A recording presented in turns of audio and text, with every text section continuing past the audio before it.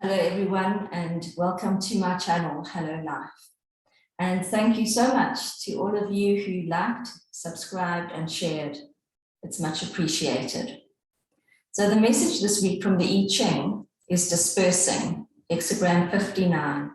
So we will read from the I-Ching what this means and the questions that we need to ask ourselves.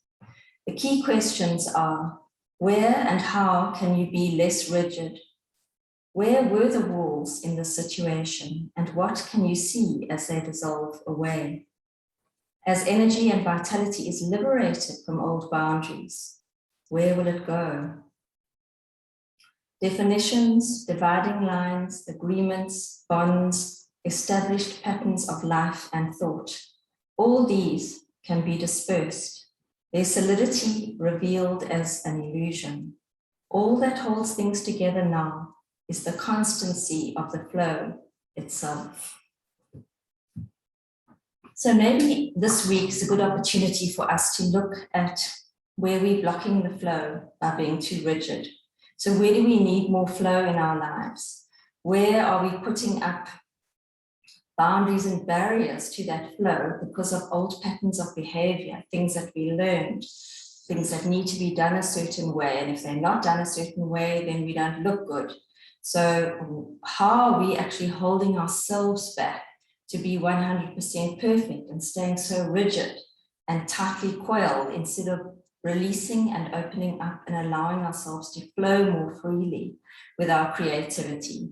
So trying to do everything perfectly also holds us back because we use so much energy trying to keep up that level when we could make things easier by just allowing a process to unfold instead of controlling it all the way by being rigid.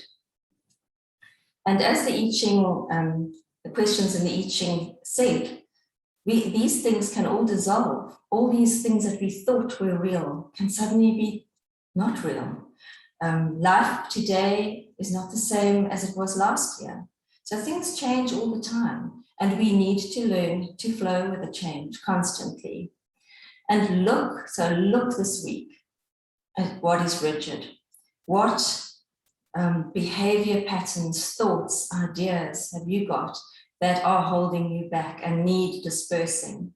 A lot of our rigidity comes from our training at school. Line up, sit still, stand in the corner, keep quiet, speak when spoken to, do not have your own opinion. All those kind of things they've drummed into us in the schooling system, or they were certainly in my day. So those kind of things also need to disperse and free ourselves up so that we can be more of who we are, we can express our authenticity. So releasing that rigidity allows us to be an individual instead of following the rules and the expectations of the herd and conforming to the expectations of society. And this actually ties in really nicely with the healing runes, because the healing rune for this week is anger. And in the runes we read, there is a blessing for you in receiving this rune, a new way of looking at life, a new way of responding to conflict. When you are able to take that new perspective out into the world, surely then you can call anger your teacher and your friend. So how can we use anger? Sometimes we get very angry and we explode. Instead of channeling that anger productively and getting rid of some of this I-Ching message, the rigidity, the dispersing the boundaries, or dispersing the walls that are holding us back. Because very often all these thoughts and ideas and things that we were set up with as children, which carried us through into adulthood, actually need to go. Remember that album by Pink Floyd, Bring Down the Walls. So we need to open up, and when we are angry, often something is out of balance. So we can say, I'm angry because no one's listening. Am I invisible? I'm angry because I don't have anyone to turn to. I don't have any support. or an old wound is activated and that makes you angry from then when the anger was not expressed. But generally, the root of anger is fear. So, and we have to look at why, what is the fear at the base of this anger? Is it loss of something? Is it the fear of being alone? Is it the fear of one's safety? Fear of losing control? So how can we proactively move forward? So release the anger. Don't hold on to it. The more we hold on to anger, even if anger is justified, we don't have to say, I'm trying to be a nice person, therefore I'm just going to hold back and I'm going to be, I'm not going to let my feelings show and I'm not going to be angry. Yes, of course you get angry. You express yourself, you release it. When we hold back on anger, we get sick. That creates illness within us. We poison ourselves. So it's just how you express that anger. Channel it wisely. Use it. It's a very powerful Mars energy to move and change things that are not working for you. So if something is really feeling tight and annoying to you, take that anger and move it.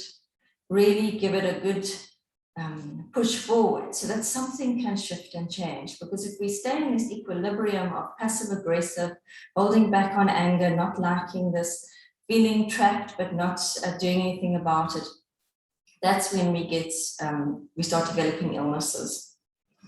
So interestingly, the astrology for the 15th to the 21st of November, the full moon in this week is in Taurus. And the question that we need to ask ourselves is, what makes you feel supported? Where's your support? Nurture, where's that? Where's your home? Where do you feel at home? Uranus is in Taurus, as we know, and it will be for the next 5 years. And it's a very rebellious planet, chaos, change, also technology, different innovations. It's a very lively planet if you like change and electrical sparks and sparks of intuition. But it also rules, because it's Taurus, land, agriculture, food, our food resources, money and financial systems. So these are the boundaries that are going to start being broken by this Uranus transit, which is happening over a long time, as I said. But this full moon in Taurus is bringing it to our attention. So look at your attachments to material things. How emotionally attached are you to your stuff? How emotionally attached are you to your money, to your bank account? And is your self-worth invested in what you own, your status according to your materialism and to your bank balance? So we need to look at how would things change if this was no longer there? So looking at your stability, what is going to change about how you feel in yourself about being stable and grounded and supported if your money and your things were no longer there? So that's what we really need to look at this week. How much of yourself is invested? In other words, how much of the rug is going to be pulled out from under you if something had to happen that you lost them? Not saying you will, I'm just saying we need to make our inner home our sanctuary, our inner home our strength, our inner world our groundedness, our inner world our stability. The other thing which may come up this week as well, situations and circumstances where you trusted too much, where you were suckered in by a sob story, or somebody or some circumstance where you felt sorry for the person and you trusted. So look at circumstances and stories and situations and say, is this real? Is this not real? See things as they are. Be rational. The first 10 seconds will give you the indication. So that's your flash. Anything after that is when we start justifying with the mind. So if you meet someone or see something or something looks too good to be true, hold on to that. Don't start thinking that you're being judgmental and you start overanalyzing and then you get suckered in. So those are things to look out for this week. And then let's see what the oracle cards have to say, 15th to the 21st of November. Be interesting to see what they come up with for this week. Oops, wants to stop.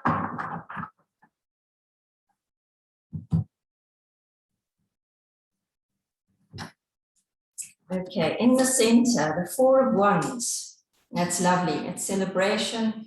It's also a wedding, but it's people getting together and having fun. Crossed by the Two of Pentacles. So juggling things. The Pentacles is our material stuff. It's also money. So it can be doing more than one thing this week.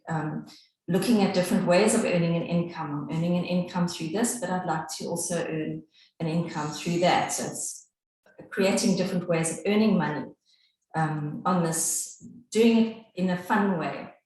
So maybe have one job that's a set job where you've got your more serious thing and then opening up something else which is more creative. So in the past, there might have been some sort of disappointment where you thought that you were going to get something. Here's the Nine of Cups saying, yay, everything's working out so well. And then suddenly, no, it isn't, because you're looking at the cups that fell over. So an expectation of something that did not work out the way that you wanted it to. But going ahead, it actually looks like it was a good thing, that it did not work out the way that you wanted to, even although you put your heart into it. Very often when we manifest and we set our intentions, we expect things to go according to that, whatever we write down on a piece of paper. It doesn't happen like that. You will create what is for your highest and best. And also remember that the vibration or the mood or the energy that you're in when you set those affirmations also affects the outcome. So if you were feeling low at the time and you really wanted something to work out, then often it pulls in a different kind of outcome, or a different outcome manifests. So the Seven of Wands is overcoming obstacles, looking for something that's coming in. So something's definitely shifting and changing. The Ace of Wands is another action card, and the Judgment card, so finding the balance. So the Two of Pentacles, finding the balance. So keep finding the balance in all areas. The Wishes, Hopes, and Dreams column is occupied by the Star. The Star is Wishes, Hopes, and Dreams fulfilled. So that's the perfect position for the Star. Out of all of these cards, that is the Wishes, Hopes, and Dreams fulfilled. So at this full moon, put out your wishes, hopes, and dreams. And here the outcome, justice, the scales again. So there's a lot of balance. Focus on bringing balance into your life this week. So moving things out with anger if you need to, or taking that impetus, that Mars energy, and pushing things away that are not working for you. Bring down the walls. Allow yourself to flow and be who you are. So express your authenticity. Be an individual. And this creative energy can really, really flow well for you. So let's see what the angel cards have to say. Or the angel card. Archangel Michael. So there we go. Archangel Michael, who rules the throat chakra. So freely saying what you think, feel, and believe. So isn't that wonderful to have the support of Archangel Michael for this week? So thank you so much, everyone. I really do appreciate you watching, and have a wonderful week, and happy manifesting at full moon.